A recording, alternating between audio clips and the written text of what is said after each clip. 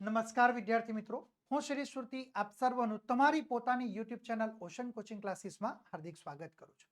વિદ્યાર્થી મિત્રો, તમે જેની ખૂબ આતુરતાપૂર્વક રાહ જોઈ રહ્યા છો એ ધોરણ 12નું ગાલા અસાઇનમેન્ટ બુક 2026ના વર્ષનું એટલે કે જે વાણિજ્ય પ્રવાહ માટેનું છે એ સરસ મજાનું નવા રૂપ, રંગ અને ડિઝાઇન સાથે તમારા માટે આવી ચૂક્યું છે. અને એ પણ વિદ્યાર્થી મિત્રો અલગ અલગ વિષયના 6 પ્રેક્ટિસ પેપરો સાથે તમારા માટે આવ્યું છે. વિદ્યાર્થી મિત્રો, આજના આ વિડીયોની અંદર આપણે ધોરણ 12 વિષય ગુજરાતી જેનું પ્રશ્નપત્ર નંબર 2 જેનો વિભાગ એ એટલે કે પદ્ય આધારિત વિભાગ એના સંપૂર્ણ અને સચોટ સોલ્યુશન મેળવવાના છે. એ પહેલા વિદ્યાર્થી મિત્રો, તમે તમારો જે અતૂટ વિશ્વાસ જે નવનીત પબ્લિકેશન ઉપર જાળવી રાખ્યો છે એ જ તમારા અતૂટ વિશ્વાસને સામેથી જાળવી રાખવાનું કામ એ નવનીત પબ્લિકેશન દ્વારા પણ કરવામાં આવી રહ્યું છે. 2026ના વર્ષની બોર્ડની પરીક્ષા માટે ખાસ એટલે ખાસ અગત્યનું કહી શકાય, મહત્વનું કહી શકાય એવું ગાલા અસાઇનમેન્ટ બુક 2026ના વર્ષનું વિદ્યાર્થી મિત્રો તમારા માટે આવી ચૂક્યું છે. વિદ્યાર્થી મિત્રો, નવનીત પબ્લિકેશન દર વર્ષે કંઈક નવું લઈને આવે છે. આ વર્ષે પણ તમારા માટે સરસ મજાનું એક નવીન ટેકનોલોજી સાથે આવ્યું છે અને એ છે સ્માર્ટ ડિઝીબુક નામની એપ્લિકેશન સાથે આવ્યું છે. અને એની સાથે વિદ્યાર્થી મિત્રો તમને ફ્રી ઓનલાઈન આન્સર કી પણ તમને પ્રાપ્ત થઈ જવાની છે. વિદ્યાર્થી મિત્રો, ધોરણ 12ના અસાઇનમેન્ટ બુક મેળવવા માટેની જે લિંક છે એ તમને નીચે ડિસ્ક્રિપ્શનમાં આપવામાં આવી છે, અથવા તમે સ્ક્રીન ઉપર દર્શાવેલ જે વેબસાઇટ છે એના માધ્યમ દ્વારા પણ તમે સરળતાથી મેળવી શકો છો. વિદ્યાર્થી મિત્રો, તમે સ્ક્રીન ઉપર જોઈ શકો છો કે જે 2024ના વર્ષનું ગાલા અસાઇનમેન્ટ બુક છે જે વાણિજ્ય પ્રવાહ ધોરણ 12નું એ સરસ મજાનું એ તમારા માટે અલગ અલગ વિષયના 6 પ્રેક્ટિસ પેપરો સાથે આવ્યું છે. એની કિંમત છે વિદ્યાર્થી મિત્રો માત્ર અને માત્ર 300 રૂપિયા નક્કી કરવામાં આવી છે.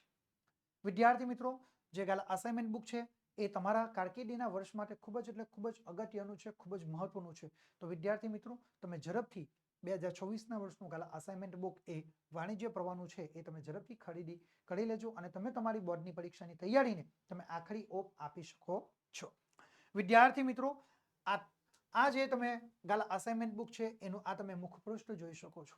આ મુખપૃષ્ઠને તમે પાછળની તરફ ફેરવશો એટલે તમને કંઈક આ રીતે માહિતી તમારી સામે રહેલી જોવા મળશે. હવે વિદ્યાર્થી મિત્રો, તમારી પાસે જે મોબાઈલ છે એ મોબાઈલની મદદથી તમારે અહીં આગળ તમને જે દર્શાવેલ આ QR કોડ છે, આ QR કોડને તમારે સ્કેન કરવાનું છે. આ QR કોડને તમે તમારી પાસે રહેલા મોબાઈલની મદદથી સ્કેન કરશો એટલે ત્યાં આગળ વિદ્યાર્થી મિત્રો તમને એક અહીં દર્શાવેલ જે એક્સેસ કોડ છે એ એક્સેસ કોડ તમને એન્ટર કરવાનો કહેવામાં આવશે.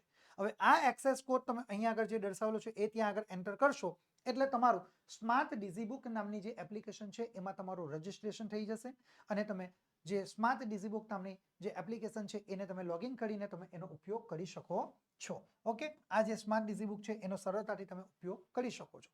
એની સાથે સાથે વિદ્યાર્થી મિત્રો તમે ફ્રીમાં તમે ઓનલાઈન આન્સર કી પણ તમે પ્રાપ્ત કરી શકો છો.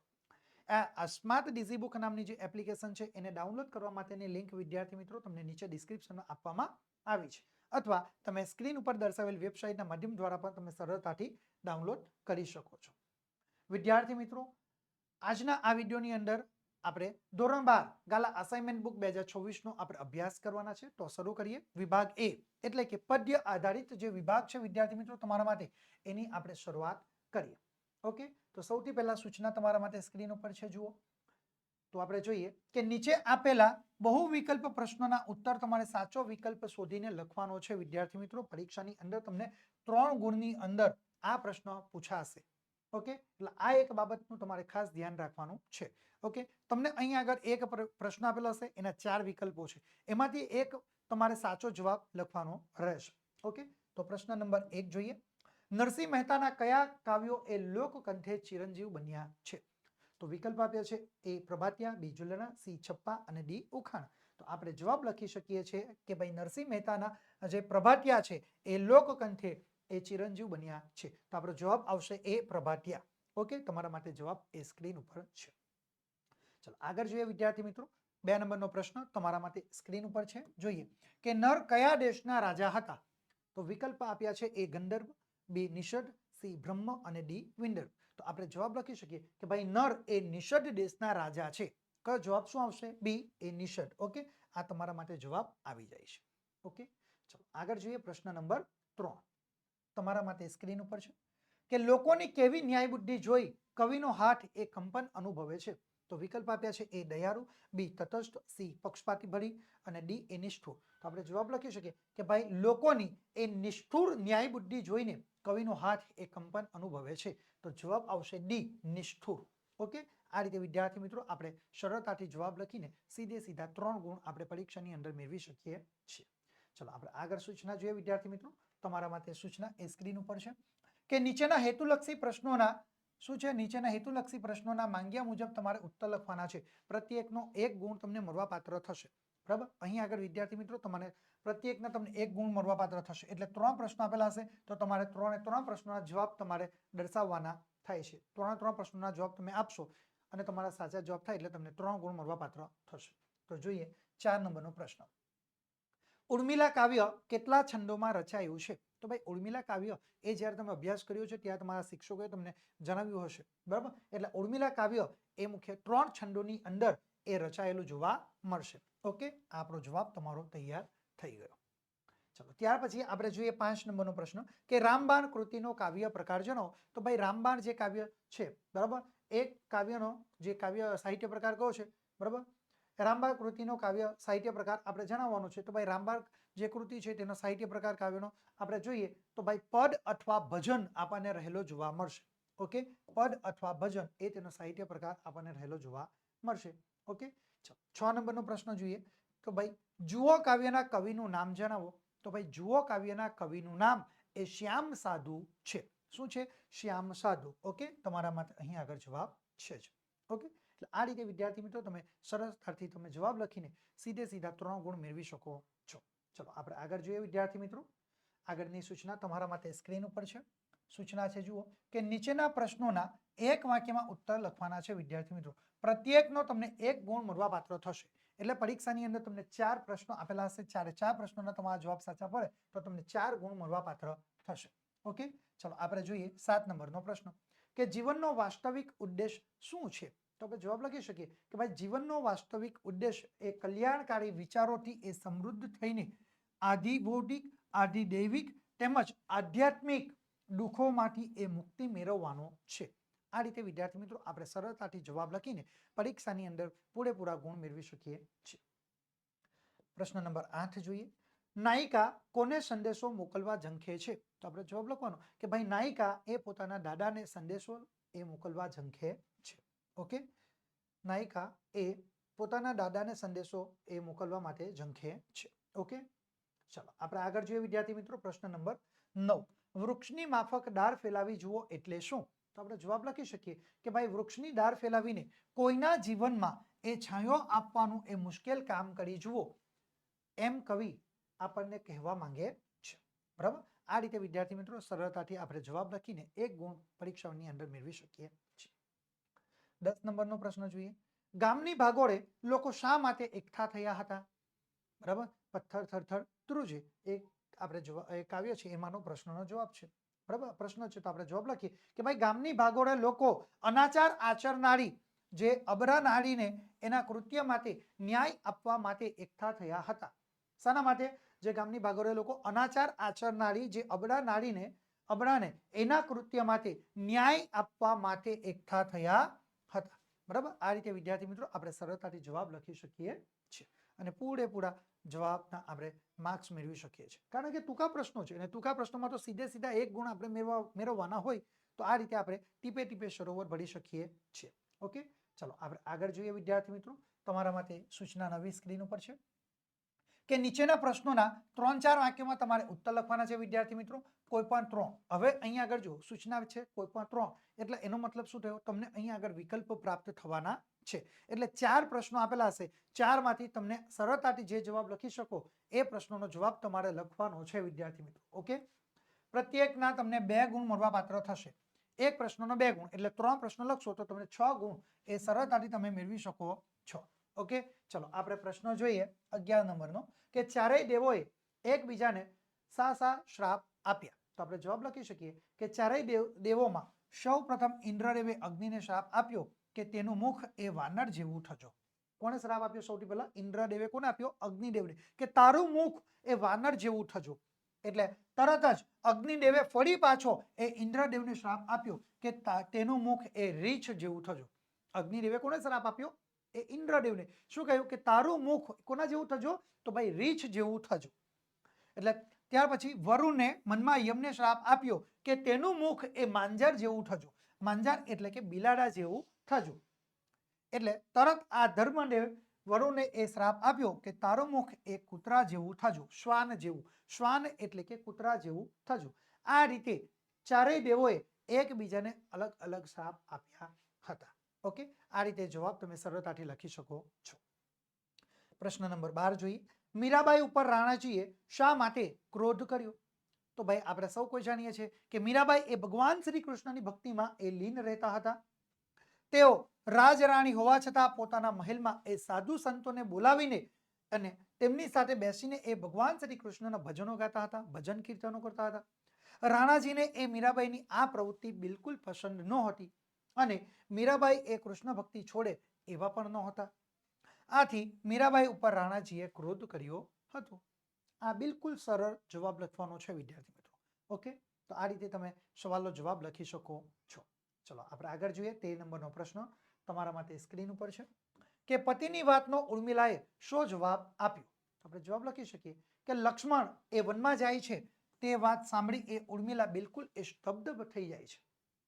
એને અત્યંત આઘાત લાગે છે, પરંતુ તે લક્ષ્મણને પોતાના મોટા ભાઈ અને ભાભીની સેવા કરવા માટે એ વનમાં સાથે જાય છે તે સાંભળીને તે સ્વસ્થ થઈ એ લક્ષ્મણને કહે છે કે વહાલા, તમે ધર્મનો વિચાર કરીને તમારા ભાઈની સેવા માટે તમે જાઓ છો તો આ સત કાર્યમાં મારાથી અવરોધ કઈ રીતે ઊભો કરી શકાય? એવો પ્રશ્ન એ સામેથી એ ઉર્મિલા લક્ષ્મણને કહે છે. તમારા દુઃખમાં હું કઈ રીતે વધારો કરી શકું? તમને ઘણું કહેવાનું હોવા છતાં હું કાંઈ જ નહીં કહું. તમારી સાથે આવવાની એ હઠ કરીને તમારી ચિંતામાં હું વધારો નહીં કરું. તેના કરતાં એ ઉત્તમ એ છે કે તમારો વિયોગ સહેતા ભલે મારું હૈયું ચિરાઈ જાય. આમ એ પતિની વાતનો ઉર્મિલા તેને જવાબ આપે છે. ઓકે, ચલો આપણે આગળ જોઈએ વિદ્યાર્થી મિત્રો. 14 નંબરનો પ્રશ્ન છે. કવિ સબરીને કેમ એ સંભાળે છે એટલે કે યાદ કરે છે? તો આપણે જવાબ લખી શકીએ કે કવિ શબરીને સંભાળે છે કારણ કે વર્ષોથી શ્રી રામના દર્શન માટે જુડતી સબરી એ રોજ એ ભગવાન શ્રી રામ માટે એ બોર વીણી લાવતી, તેને એ ચાખતી, જેથી શ્રી રામને ભોજનમાં ધરવાનું એક પણ બોર એ ખાતું ન નીકળે. શબરીની વર્ષોની એ તપશ્ચર્યા એ ફળી. ભગવાન શ્રી રામે તેની ઝૂંપડીએ પધાર્યા, એના એઠા બોરને આરોગ્ય અને શ્રી રામ ભગવાનના એ દર્શનથી શબરી એ ધન્ય થઈ જાય છે. જ્યારે વર્ષોથી એકલતામાં સંતાનો માટે જોડતી બહાના જીવનમાં એ સુખદ ક્ષણ એ ક્યારે પણ એ આવી નહીં.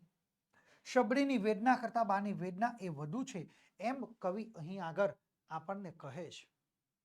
આ સરસ મજાનો જવાબ આપણે લખી શકીએ છીએ. આગળ આપણે જોઈએ વિદ્યાર્થી મિત્રો. સૂચના છે નવી તમારા માટે સ્ક્રીન ઉપર છે કે નીચેના પ્રશ્નોના સવિસ્તાર તમારે ઉત્તર લખવાનો છે વિદ્યાર્થી મિત્રો. અહીંયા આગળ તમને એક પ્રશ્નના અઠવામાં બીજો પ્રશ્ન પૂછાય. સરળતાથી તમે જે પ્રશ્નનો જવાબ લખી શકો એ પ્રશ્ન તમારે લખવાનો છે. એક પ્રશ્નનો તમને 4 ગુણની અંદર પરીક્ષાની અંદર પૂછાય છે. ઓકે, તો આપણે 15 નંબરનો પ્રશ્ન જોઈએ કે અખિલ બ્રહ્માંડમાં પદનો કેન્દ્રવર્તી વિચાર એ તમારે સ્પષ્ટ કરવાનો છે. ઓકે, તો આપણે જવાબ લખી શકીએ કે આ પદમાં પરમ તત્વને સમજાવતા નરસિંહ મહેતા કહે છે કે સમગ્ર બ્રહ્માંડમાં એક શ્રી હરિ જ એ સર્વવ્યાપી છે, પરંતુ સૌને એ જુદા જુદા સ્વરૂપે એ દેખાય છે. સમગ્ર બ્રહ્માંડમાં એક પરમાત્મા જ છે, એ સર્વવ્યાપી છે, પરંતુ સૌને એ ઈશ્વર પરમાત્મા એ અલગ અલગ સ્વરૂપે જુદા જુદા સ્વરૂપે દેખાય છે. કવિ કહે છે કે હે કૃષ્ણ, તું સર્વવ્યાપી છે. જેમ કે તું પવન છે તો તું જ પાણી છે, તું જ ભૂમિ છે, તું જ આકાશમાં વૃક્ષ થઈને એ ચારેય દિશામાં એ વિસ્તરી રહ્યો છે. તે જ રીતે તે જ આવી સુંદર એ આ સંસારની રચના કરી છે. એ જ આશાએ તું જીવ થકી એ શિવમાંથી એ જીવ પણ થયો છે. એ જ આશાએ તમે શિવમાંથી જીવ પણ થયા છે. વેદ એમ કહે છે કે કનક અને કુંડળમાં કોઈ જ ફરક નથી. કનક શબ્દનો અર્થ થશે સોનું. સોનામાંથી આપણે અનેક પ્રકારના અલગ અલગ જાતના એ અલગ અલગ ઘાતના એ અલંકાર ઘડાવો, પરંતુ એનું મૂળ તત્વ જે મૂળ તત્વ છે એ તો છેવટે શામાં રહે છે? શું રહે છે? સોનું જ રહે છે. આ વાતને શ્રુતિ અને સ્મૃતિ પણ આ વાતની એ શાખ પુરાવતી જોવા મળે છે, એટલે કે યથાર્થ ઠરવે છે. પરમાત્મા વિશે વાત કરતા ગ્રંથોએ જાણે કે ગડબડ કરી છે, તેથી અસ્પષ્ટતાને કારણે જેને જે ગમે તેને તે પૂંજે છે. મન, વચન અને કર્મથી એને જ એ સત્ય માની એને પૂંજે છે. કવિ કહે છે કે બીજમાં એ વૃક્ષ અને વૃક્ષમાં બીજ તું જ છો. અંતમાં છેવટે કવિ કહે છે કે હકીકત એ છે કે મનની શોધ કરતા સમજાયું કે ફક્ત પ્રેમથી જ એ પરમાત્માને આપણે પામી શકાય છે. ઈશ્વરને જો આપણે પામવો હોય ને તો આપણે સાચા હૃદયથી કરેલી ભક્તિ દ્વારા જ આપણે ઈશ્વરને પામી શકીએ છીએ, અન્યથા આપણે ઈશ્વરને પામી શકતા નથી. પરમાત્માનો સાક્ષાત્કાર કેવળ પ્રેમ ભક્તિથી જ આપણને થઈ શકે છે, અન્યથા આપણને ઈશ્વરનો સાક્ષાત્કાર આપણને જીવનમાં ક્યારેય પણ થઈ શકતો નથી. ચલો, એના અથવામાં વિદ્યાર્થી મિત્રો તમને અહીંયા બીજો પ્રશ્ન પરીક્ષામાં પૂછાય છે. તો જુઓ 15 નંબરનો પ્રશ્ન કે બાનો વર્તમાન અને બાનો ભૂતકાળ એ બા એકલા જીવે કવિતાના આધારે તમારે સમજાવવાનું છે. ઓકે, તો આપણે જવાબ લખી શકીએ કે ભાઈ બાના વર્તમાનમાં એકલતા એ વ્યાપેલી છે. બાના જીવતર રૂપી છત પરથી એ સુખરૂપી પોપડા એ ખરી રહ્યા છે. બાના એકલવાયા જીવનમાં એ નિસાસા જ એ બાકી રહ્યા છે એવું તેમને લાગે છે. પોતાના દીકરાના એ સારા સમાચારની આશાએ રોજ ટપાલીની તેઓ રાહ જુએ છે કે પોતાના દીકરો એ પોતાના ગામડે ફરી પાછો આવશે, એની ખૂબ આતુરતાથી તેઓ રાહ જુએ છે. પરંતુ બંને એ નિરાશ એ થવું પડે છે. પરંતુ બાને ત્યાં આગળ શું થવું પડે છે? નિરાશ થવું પડે છે, બા અને બાપુજી. પરંતુ બાપુજી તો એ ફેમમાં મઢાઈ ગયા છે, એટલે હવે રહેશે કોણ? બા. તો બાને એ ત્યાં અત્યારે એ નિરાશ થવું પડે છે, કારણ કે કોઈક ટપાલ ત્યાં આગળ પોતાના દીકરાની કે પોતાના પૌત્ર પૌત્રીની આવતી નથી. નિરાશ થઈને બા એ દાદા પતિના એ ફોટા સામે એ ઊભા રહી આંસુ સારે છે. દાદા એમના આંસુ લૂછી શકતા નથી અને બાની આંખોમાંથી બોર જેવડા આંસુ એ સડી પડે છે. આ વાત અહીંયા આગળ કઈ છે. આગળ એની સાથે હજુ આપણે પેરેગ્રાફ પાડીને લખી શકીએ છીએ કે આગળ આપણે જવાબ લખી શકીએ કે બાનો જે ભૂતકાળ એ સુખદ હતો. બાનો જે ભૂતકાળ શું કેવો હતો? સુખદ હતો. વેકેશન એ પડતા જ બાના સંતાનો બાને મળવા માટે સપરિવાર એ આવતા. પરિવારના બાળકો એ ઘરમાં દોડાદોડી કરતા, કરી મૂકતા અને સંતા કુકડી એના જે બાળકો છે એ પરિવારના બાળકો ઘરની અંદર દોડાદોડી કરતા, સંતા કુકડીની અલગ અલગ પ્રકારની રમતો રમતા. આખું ઘર એ આનંદ કિલ્લોલથી એ ભરાઈ જતું. બાળકો પર એ રસગુલ્લાની ચાસણી જેવું એ વહાલ વરસાવતા અને સુખડી પર ઘી રેડી તેમને ખવડાવતા. ભાઈ બહેન સાથે બેસીને એ સુખનો હિંચકો ખાતા અને સૌને એ ઉડવાનો એ પોતાના જીવનમાં સ્વાવલંબન થવાનું એ બળ આપી પછી પાછું એ ઉડવાનું એટલે કે પોતાના પગભર થવાનું એ બળ આપતા. સ્વાવલંબન થવાનું બળ તેઓ પોતે જ આપતા અને શીખવાડતા પણ ખરા. આમ આ રીતે બા સૌને એ સ્વાવલંબનનો પાઠ પણ શીખવતા. આમ બાનો વર્તમાન એ દુઃખદ અને એકલતાથી ભરપૂર છે, જ્યારે બાનો એ ભૂતકાળ એ સુખદ અને ભર્યો હતો. આ રીતે વિદ્યાર્થી મિત્રો આપણે સરસ મજાનો જવાબ તૈયાર કરી શકીએ છીએ. વિદ્યાર્થી મિત્રો 2026ના વર્ષના ગાલા અસાઇનમેન્ટ બુક છે એ સરસ મજાનું આવી ચૂક્યું છે અને વિદ્યાર્થી મિત્રો આપણે તેના તમામ વિષયના તમામ પ્રશ્નપત્રોના સોલ્યુશન્સ આપણી પાસે તૈયાર છે.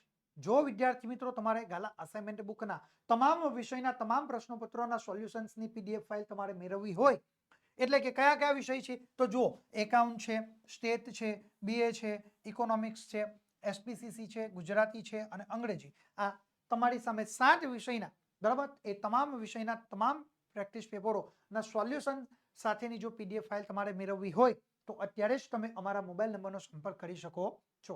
અમારો મોબાઈલ નંબર છે 7046 22 22 54 નંબરનો તમે સંપર્ક કરીને વિદ્યાર્થી મિત્રો તમે આ જે સોલ્યુશનની PDF ફાઇલ છે ગાલા અસાઇનમેન્ટની એ તમે સરળતાથી મેળવી શકો છો. અથવા વિદ્યાર્થી મિત્રો તમે તમારા મોબાઈલના પ્લે સ્ટોરમાં જઈને ઓશન કોચિંગ ક્લાસીસ નામની એપ્લિકેશન તમે સરળતાથી ડાઉનલોડ કરીને પણ વિદ્યાર્થી મિત્રો તમે ગાલા અસાઇનમેન્ટ બુકના તમામ વિષયના તમામ પ્રશ્નપત્રોના સોલ્યુશન્સ તમે સરળતાથી મેળવી શકો છો. વિદ્યાર્થી મિત્રો આજના આ વિડીયોની અંદર આપણે ધોરણ 12નું સંપૂર્ણ અને સચોટ સોલ્યુશન મેળવી ચૂક્યા છે.